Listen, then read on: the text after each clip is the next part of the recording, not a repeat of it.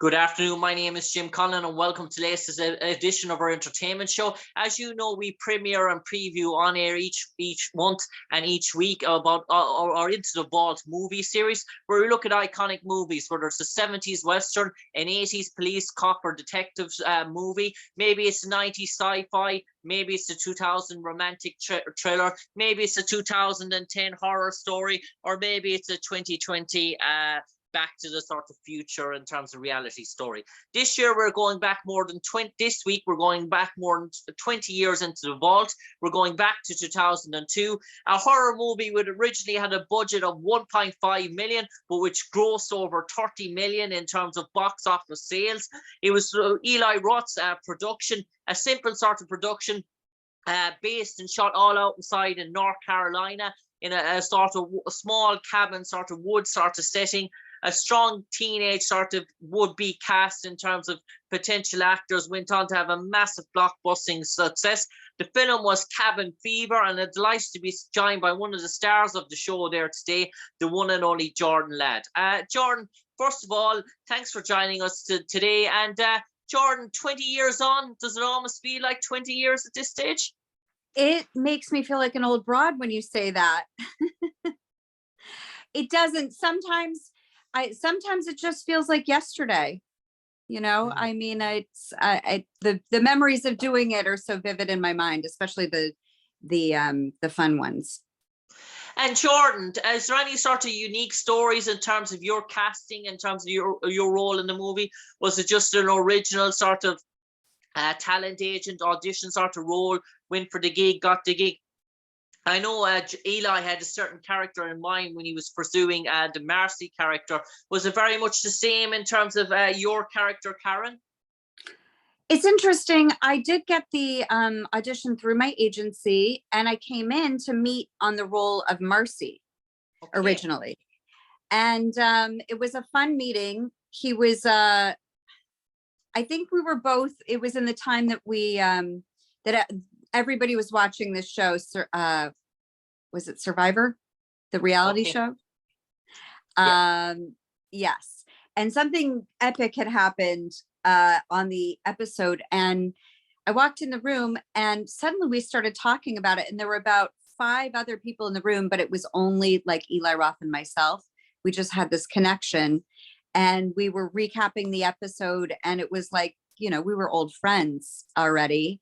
And we sort of fell in love in the room, and he didn't see me as a Marcy. He had something else in mind, and he cast somebody else. I can't remember who it was, and it didn't work out with that casting. And immediately he thought of me for Karen, and it's kind of what my dogs are going to start to bark now too. They'll start talking to each other. We'll edit that out. So 3, 2, 1, continue on. So Jordan. I'm so sorry. Where do you want me to take it from? Just in terms of your meeting there with Eli, in terms of casting you in terms of that role. Start from the beginning of that. Yeah, got it. Okay, so it's funny because originally my agents gave me an audition for the role of Marcy. So I initially went in to meet on that role. And I think Eli had something else in mind, probably somebody like Serena. But we fell in love in the room. We were obsessed with, I think it was the show Survivor at the time. And we were sort of finishing each other's sentences like we knew each other before. And we had so much fun. And then that was sort of it. I didn't hear anything about it. He'd cast somebody else in the role of Karen. And for one reason or another, it didn't work out. And immediately he thought of me. And so he called me up and said, hey, you want to go do this? And it was fantastic because in reading the script, that kind of a movie wasn't popular at that point. And I thought, this is a really demented script. This is going to be so freaking awesome, or a total mess. But they're really going for something here. And I've got to meet this genius madman who wrote this script. And let's go for it. And so I got on a plane and I went to North Carolina, and I made incredible friends and had the most memorable experience. It's really it was really the little movie that could. And Jordan, I suppose two very different characters, Marcy and Karen. So obviously you went first of all for the Marcy character. Were you aware of the sort of script that Marcy was going to be and the sort of scenes that Marcy was going to be partaking in, or in terms of that movie when you tried out for the audition role? Yes, I was aware of it. Yeah. I mean, the thing is we got so many different characters in terms of our auditions that you just sort of try to envision yourself being this person. So of course I thought I was a perfect Marcy until I met Serena, who was the perfect Marcy.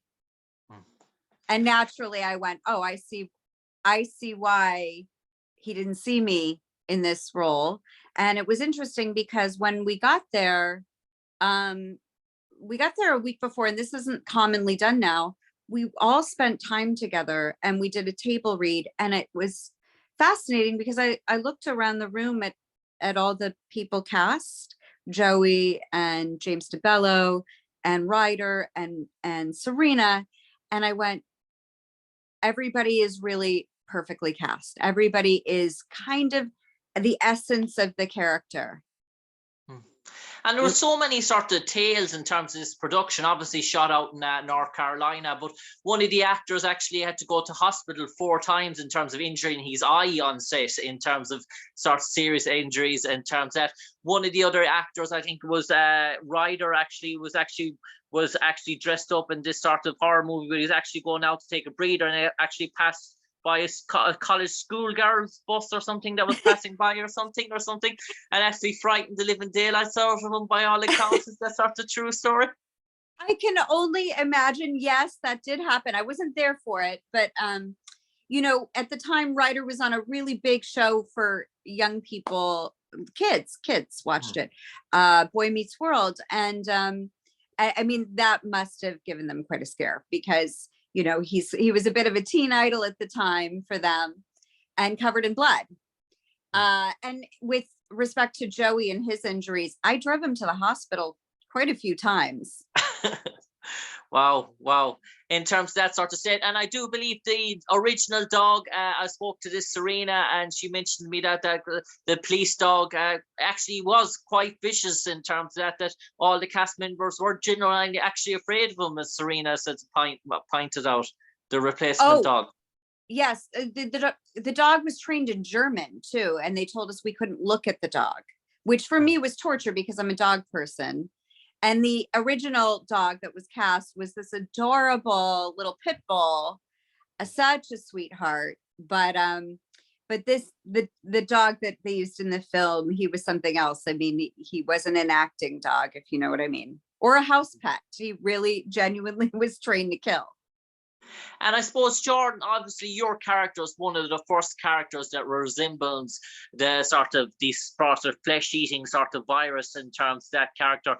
How was the sort of makeup and wardrobe like for that? Was it quite exciting what they were actually to do with you in terms of projecting that? And did you almost feel like that you were sort of wondering how that might come across in terms of green screen, how it might come across on actual picture, where you're actually sort of curious in terms of how it might actually look?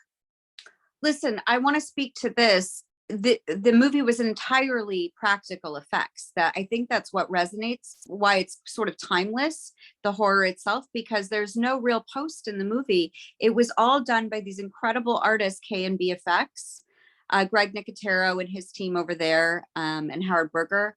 And it's an incredible art to kind of make, you know, the appliances that go on your face and then have them painted. And it's a real process.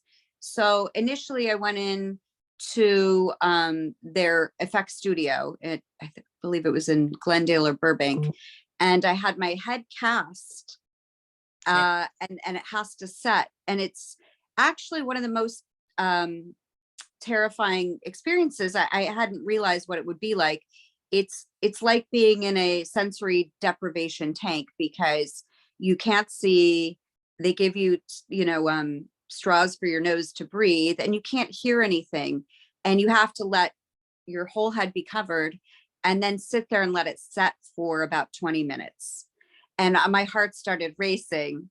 But the results were beautiful. So they make this cast of your head, and then they build out those appliances for your face. And then once you're on set, there's an artist there that spends time placing it and painting it. And it's a pretty extensive process. It was about 4 hours to put on, and 2 to take off, because you can't rip that off your face. It'll tear your flesh off, which is apropos for cabin fever. I mean, flesh eating. But they have to go kind of underneath it and just sort of work it off your skin very lightly with a Q-tip and baby oil, because you want to also keep those pieces so you can reuse them. And then they had a piece for my teeth. And so once those were applied, I couldn't speak. Okay. Wow.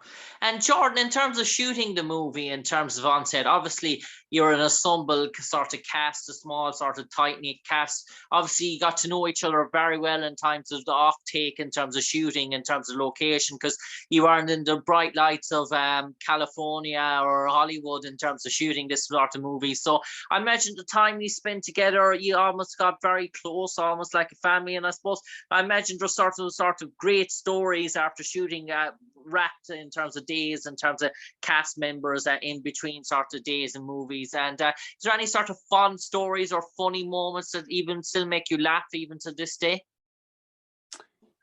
Oh my goodness. Well, first of all, I would say that we're still a family. I mean, these are, like my cousins, and I have so much affection for them. I mean, we went through a lot to make the movie. It fell apart kind of halfway through. We got shut down.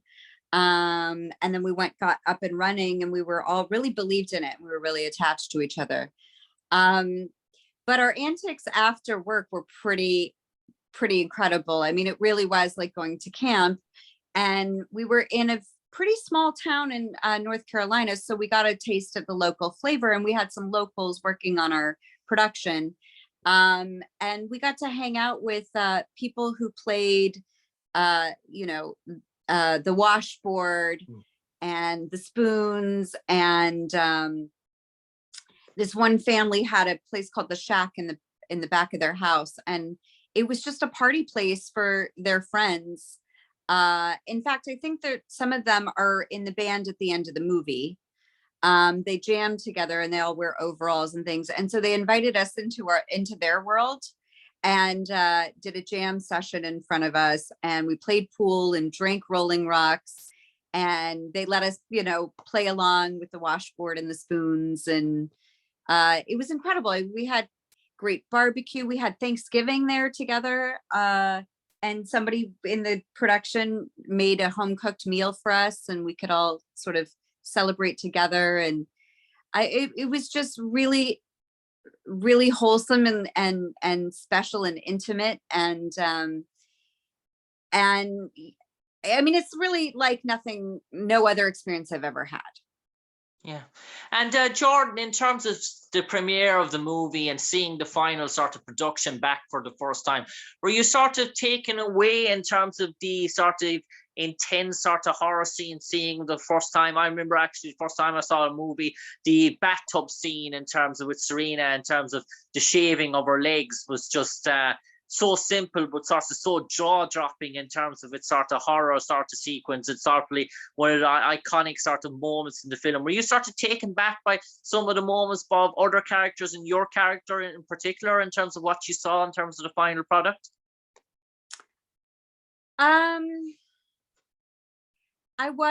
Listen, I don't want to say I was surprised, because when we shut down, we got to see some of the dailies that they'd shot, and my jaw dropped at the talent and the beauty of what Eli was able to capture. I mean, he won the Student Academy Award at NYU Film School, and it really showed. I mean, it was at that moment that I was really in the presence of great talent and a real artist. So I had a sense of and a confidence in the movie itself based on just seeing those dailies. When I saw it assembled together, with the gorgeous score by Nate Barr. And, you know, I wasn't surprised, but I was blown away.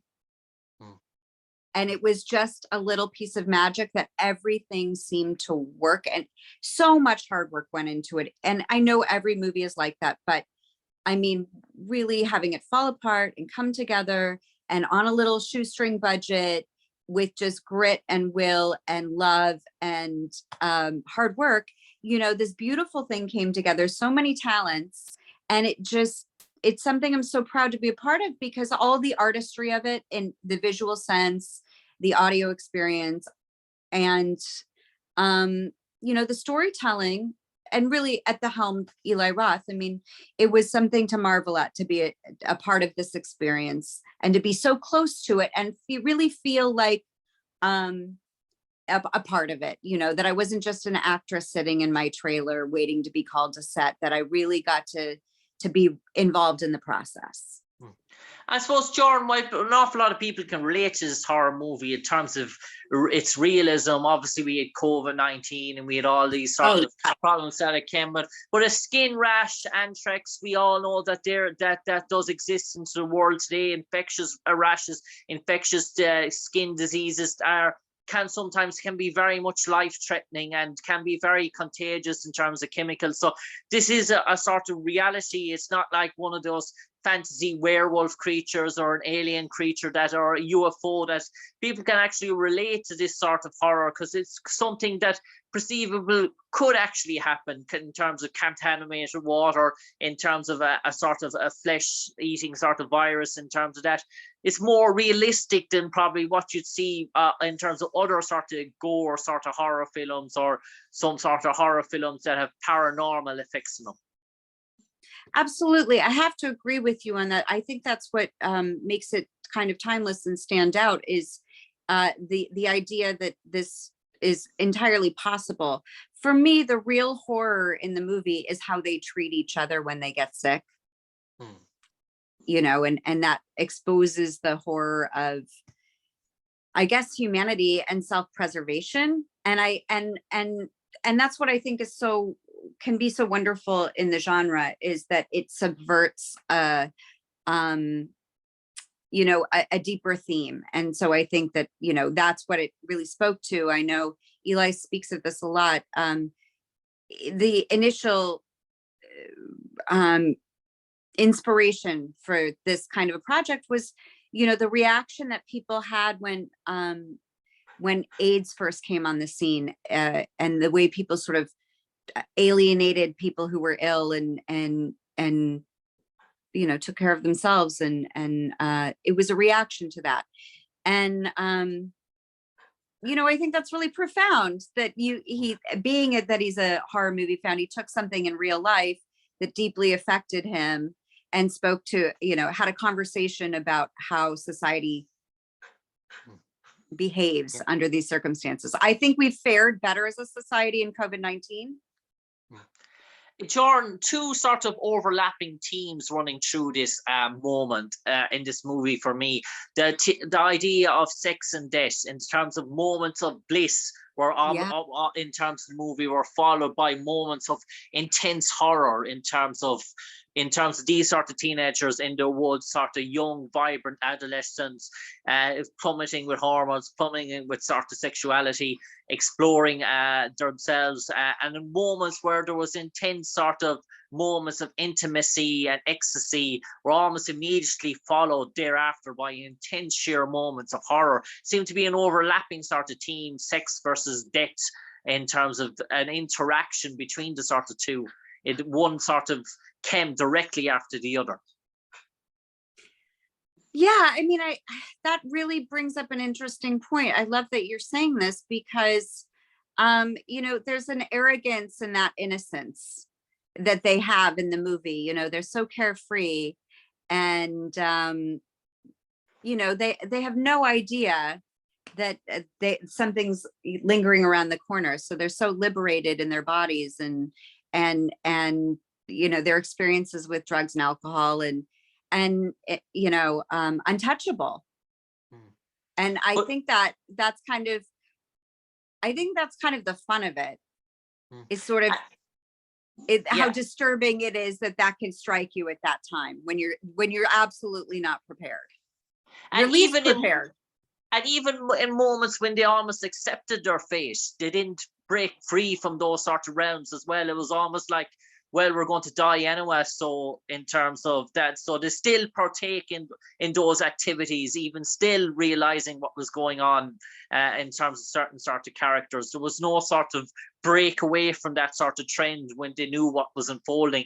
In some cases, it was like, well, we're going to die, so we might actually live for the moment and experience these sort of experiences again, even though. So it was almost like they didn't revert away from those moments of joy, even when they were facing ultimate peril as well. Absolutely. And I also, it just makes me think too how smart it was to have I can't remember the character's name, forgive me, Joey Kern's character, take a 6-pack and just go get loaded by himself. I mean, that's how he deals with the trauma of it, is by getting fucked up. Oh, sorry. Yeah, no problem. Am No I problem. Keep allowed? going. Yeah, no problem. Keep going. And so obviously, Serena's character Marcy deals with it in a different way in terms of how she wants to experience her last moments on Earth in terms of that. So there's a different sort of take in terms of the personalities, how they're dealing with their own fatality, basically their own demise. Absolutely. I mean, and even for me, in the movie, they put me in the shed, but I'm chain smoking. So we all have a vice and a way of coping, and it maybe isn't the most healthy way to go, but And it's Jordan, a little, yes. yeah. And Jordan, how did you see your own character? She almost felt like the one of the sensibility in terms of this character. She the sort of the most level-headed to begin with, and when she obviously got sick, ill first, it sort of really shook the entire her fellow friends. It's really shook them to the core, because this is almost a cool, calm, reliable sort of customer, level-headed. Now she sort of sick, and the sense of panic sort of struck in. So this sort of turned her back on your character, Karen, fairly quickly. I think that's what's so clever about what Eli did with that script, is that she's the one that has the conscience first about the hermit, the guy that's burned, that we light on fire. And there's this line in the movie, we lit a guy on fire. I'm sorry if I'm not in a particularly social mood. And I'm just really committed to saying that. And every time we would see it with an audience, that would get the biggest laugh. I don't know why. I mean, it's like, I don't know why, but it strikes every audience as really funny. That I guess I sort of tell the truth in that moment. And Jordan, just one or two sort of quick questions before we finish. Jordan, lad, have you ever been to Ireland? And if so, have you any memories? If not, is it on your bucket list in the near future? I have been all over Ireland. I love it. You know what? I was so impressed with. This is going to sound, well, maybe not. The Burren. Yes, I'm not fine far for an from accent. here. The Burn in County Clare. And Yes. you're obviously near the Cliffs of Moher as well, I imagine. Oh, the Cliffs of Moher, incredible. I mean, that's, everybody should go see that. But the people were so wonderful, and the soda bread. I mean, I would eat that every morning here if I knew somebody knew how to prepare it exactly like I had it there. So but wonderful memories. People. Oh my goodness. Yes, yeah. Wonderful. And what's so incredible about the country is that it's so different in different parts. Yes, I don't think people realize it. So you were there on the West Coast, so in terms of not the East Coast, Dublin being the capital, but the West Coast obviously very picturesque in terms of castles, in terms of the countryside. Oh, no, I was, no. I was everywhere. I was in Dublin. I was also in, my goodness, this was quite a few years ago. You were in County Clare if you were in the Burn and Cliffs of Moher. So you were in County Clare, I know. Well, I went there, but also there's the what is it called? you know, where they have the sweaters, the kind of fisherman sweaters. So were you in Blarney? Were you in Cork? Were you in I was in Cork. Cork was amazing, so beautiful too, in an entirely different way. But what are the name of those sweaters? You've struck me there. I suppose you were in Kerry as well. If you were in Cork, you were probably in Kerry. I was. Yes, yes. Thank you So for being my brain here, my Irish brain. No, I'd love to return. Yeah. And Jordan, did Cabin Fever, did it open many doors for you in terms of opportunities directly afterwards? Did it cast you onto the big stage in terms of opportunities? When that obviously came out and they budgeted over 30 million and all, did that sort of cast you into the spotlight for the next year or two in terms of auditions coming your way due to that big major success, that maybe if Cabin Fever wasn't such a success, do you think it might have led to as much opportunities in the near aftermath? Well, what I can say is this is the movie itself ended up being one of Quentin Tarantino's favorite movies. And he loved it so much that he had a Grindhouse. And so when that came around 2 years later, and went into casting, and well, actually I had met Quentin on another audition because he loved me and Cabin Fever so much. And I didn't get that job. It was for, I think, CSI. He was directing an episode of CSI, but we met and we got on great. And then he wanted to see me for his movie, his part of Grindhouse, Death Proof. Okay. And because he was so fond of that, and then we connected over this movie. Ultimately he cast me in Death Proof, which was also such an extraordinary experience. And I mean, I don't know that I ever would have gotten seen by Quentin, you know, for the role that I got in Death Proof, if not for Cabin Fever. And Jordan Ladd, now for the final 30 seconds, I'm going to turn it over to you. You might lighten all our audience, all our listeners of maybe a new generation now growing up, if they want to look to a horror movie, if they want to look online, if they want to go on video on demand in terms of watching Cabin Fever for the first time. What's in store for them? What's in store for a new trail? And for people who haven't actually seen the horror movie, which is very few, I imagine, by that stage, what could you say maybe in terms of Cabin Fever? What does it dwell up in terms of what it can deliver for a first-time viewer? Oh, Cabin Fever. Well, for a first-time viewer, I mean, it's a real kick in the pants. It's actually got a lot of laughs in it. But it's played very straightforward. It really delivers on real deal gore and effects. And if you love that stuff, then it's the movie for you. I think it's kind of a timeless movie. And it's a lot of fun. It's irreverent in a lot of ways. And yeah, it's just it's a really it's a fun ride. I mean, I think everybody should see it. On that note, it certainly is a fun ride with a horror sort of twist in it. Jordan Ladd, thanks for sharing your memories of playing Karen in the 2002 smash hit horror movie Cabin Fever. Obviously, one of the great success stories of the horror movies in that sort of decade. Started off with a budget of 1.5 million. Eli's rough production, budgeted out with a gross profit over 30 million. A smash hit success that is still even admired even to this day in terms of what can be done with a good cast, a good crew, a small ensemble, and a small budget. Jordan, thanks for sharing your memories today. So many fascinating stories, from eye injuries to berserk dogs to great prosthetics on show. Thanks for taking your time to talk to us. Do come back and visit us in Ireland sometime near soon. There's many more highlights of our marvelous country for you yet to explore. But for the moment, Jordan Ladd, take care, stay safe, and God bless. Thank you so much. It's been a real pleasure. Thank you, Jordan. Take care. Take care. Bye.